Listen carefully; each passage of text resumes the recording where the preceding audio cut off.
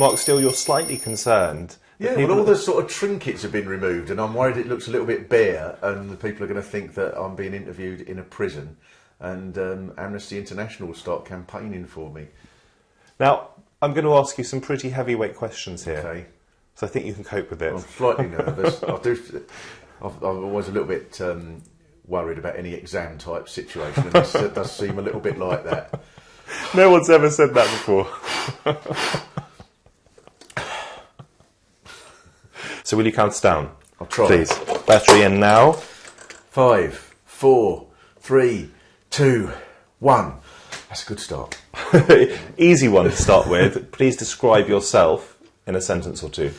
I think I'm just someone who just wants to have a laugh and a joke, really, and then annoying people try to stop me, and then people sort of take me too seriously and say, I see what you're getting at, and I think, oh, it was just a joke.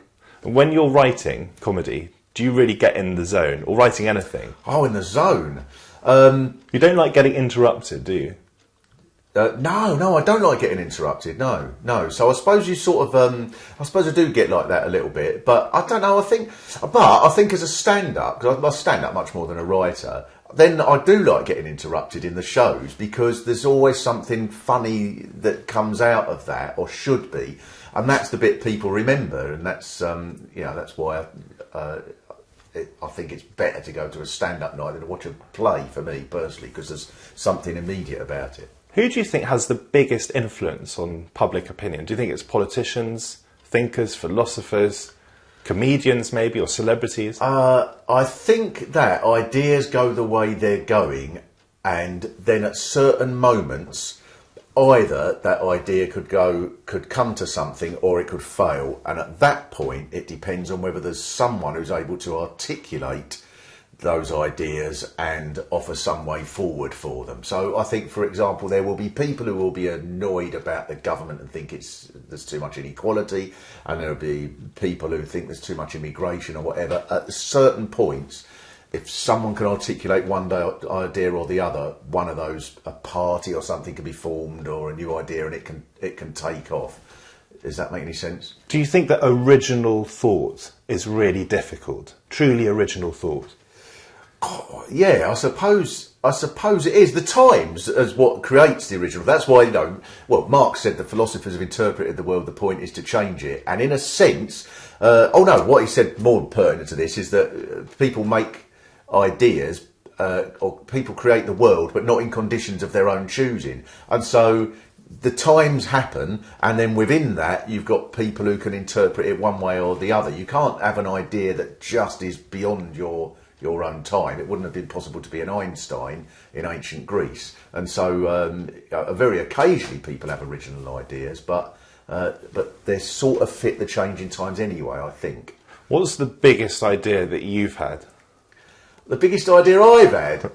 There's no time for modesty. Oh, I know, but it's probably something like realising that I'm sort of playing a cricket shot not as well as I could have done, or something like that. I've probably put more thought into that than anything else. I think the idea I have, that, I don't know if this isn't original, but it's just that I think political ideas really ought to connect with the people you're aiming at. And if you can't, I think that's probably what being a comic teaches you. If you've got a joke that you think is brilliant, but every time you do it, people just sort of go, I don't know, I'm not bothered. All these comics are all the same as each other, if you ask me. Then really you're doing something wrong. People with political ideas don't seem to grasp that. They carry on, and people of the left and the right equally, just coming out with waffle. No one's listening, and they congratulate themselves that their idea is still valid. And the idea may be valid, but you've communicated it terribly. So I think the one thing that I do try to keep going with my own ideas is make it palatable. How did you become interested in small town life in this country? Well, I think being a comic, you go to a town and people will remember the bits you do just about that town. I love the differences between towns and the passion people have for the tiny little thing in their own town. And there was a couple of incidents. I did a show in Penzance, and a couple of people beforehand said, you don't want to go up St Ives, it's posh and arty, you don't like it up there. And so when I was on stage, I said, is that true that St Ives is really posh and arty? And someone shouted, yes, it is. They've got their own dentist. And I thought, what a brilliant thing that could only happen in Penzance. And I thought, I wonder if you could do something about every little town and what it thinks about that's distinct from others. You've touched on cricket. Tell me your interests and passions outside of work. Well, I'm sort of obsessively ill about following sport, especially cricket and music, really. And I've sort of been like that since I was about 11. First public appearance ever, what was it? A holiday camp, can't remember which one. I was 8 years old, I wrote a poem, did the performance, won 10 bob.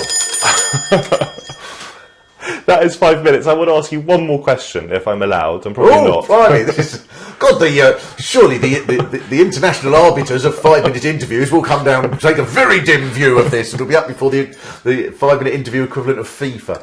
Very quick question. What sort of impact on your life did being adopted have? Oh, I don't know. Not as much.